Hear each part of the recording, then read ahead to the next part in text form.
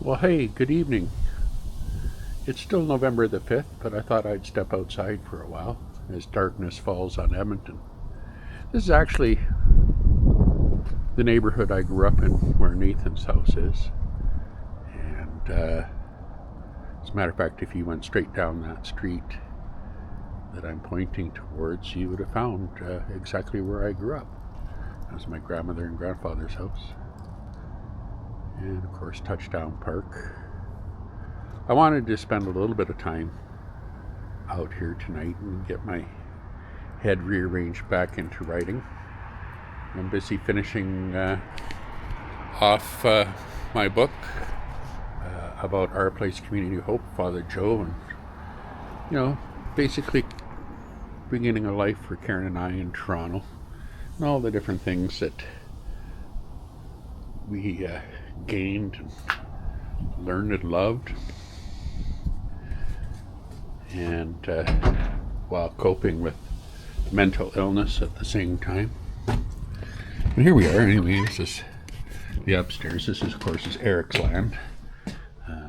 We're going to go downstairs for ours. But Eric and I were really busy, and all of us were really busy today. Like I said, I spent, as you can tell, some time on the video and some time doing some writing. And now I'm going to go down and I'm going to spend some time doing some more writing and finish off my book. Plus, I have to do a little bit of a project for writers group at Our Place Community Hope on Friday, as they've already gotten a couple of chapters read out of my book. But if they want any more out of the book, guess what, guys? You're going to have to pay for it after it's published and get your own copy. Anyway, so if anybody ever wondered, because I know everybody sees the pictures of the dogs, these were the dogs that certainly we had throughout our life as a family, but these were all Mom's dogs.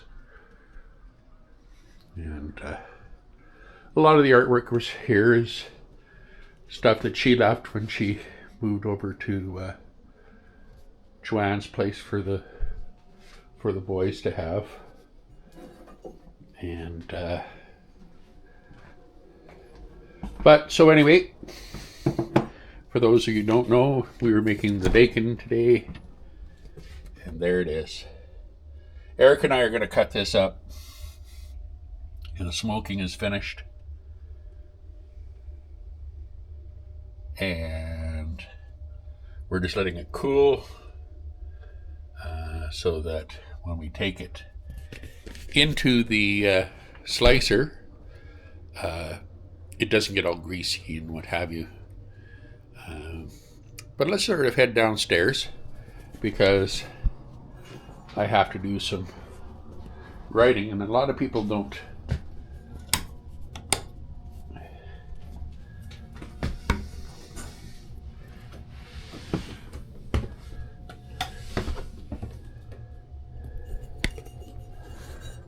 just gotta get a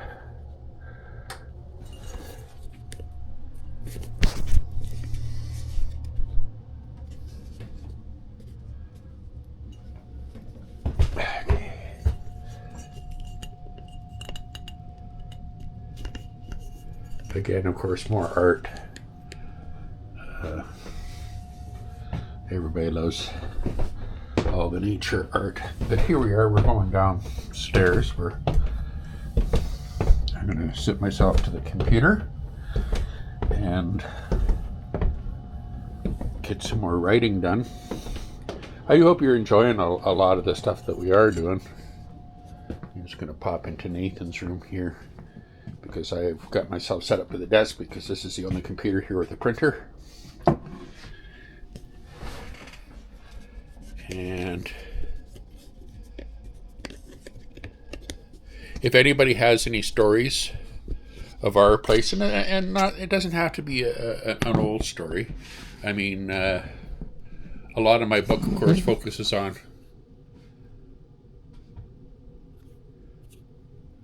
I gotta sneeze here. A lot of my book focuses on at the time when our place was on 2A Elm Street, which is at very corner of Elm and Young, and the upstairs of the same building that Aidan Cameron was in. So a lot of it has to deal with that because, of course, Father Joe's passed away here a few years now.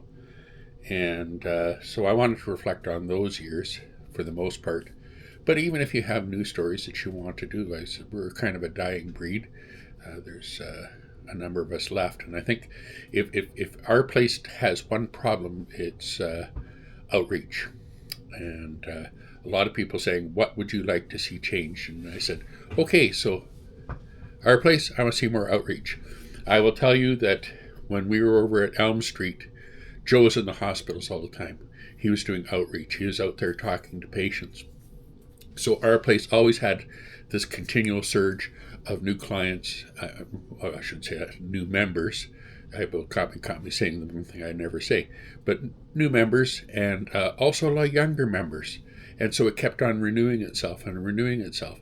And when we were at 2A Elm Street, the membership at our place was well over 700 and some odd members, and was always full in there.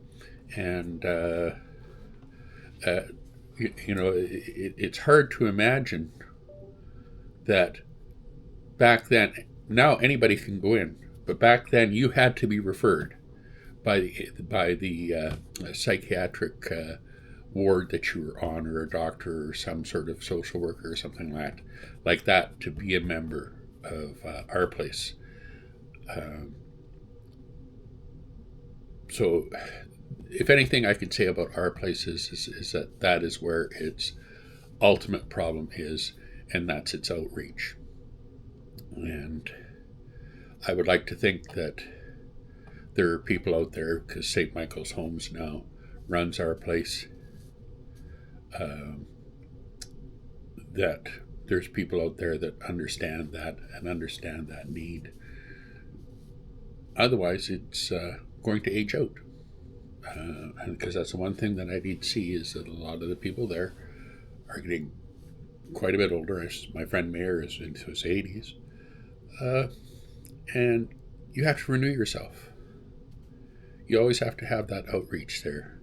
And I would hope and pray, St. Michael's Homes, that you understand what outreach into the community means. Father Joe understood what outreach into the community meant. That's how come those houses are still there on Berkeley Street, or the St. Jude's Homes, which was also one of his projects. So I think that's the best thing I could say to our place is Community Hope is that improve your outreach and make our place, Community Hope, grow again. And I think that once you do that, things will again gather steam. The other thing I think you need to do is you need to have a night program. Not so much the location, which is also a little bit awkward because ain't close to any of one of the psychiatric hospitals. So it's difficult for a lot of people. Like, I mean, when you were over at 2A Elm Street, you're right there. The subway is at the door. And so it was very easy to get to. It was very easy to commute to. But it's not so much the location, but you do need an evening program, because a lot of the people who use or who are members of our place also work during the day. I continuously work during the day, so Karen and I would come in and we would volunteer after I started getting better, and we would volunteer in the evening program. Karen would work the dances on the Fridays, and I would basically come in from work at National Drug and then finish up at night over at our place and make sure that everything was locked up and ready to go. But there you go. If there's any problem out there, yeah. But I do want your stories. If anybody knows where Heather Chappell is hiding, I do need to talk to Heather, because I'm going to use her in my book and I have to get a release signed. I know she's still out there because when Joe died, I actually talked to her. But we would love to hear your stories about our place, Community of Hope. And that way I can also bring them into the story of my time there as well as the story of many others. So you have a wonderful evening. I got to get back to my writing. So you guys take care, and we'll talk to you tomorrow.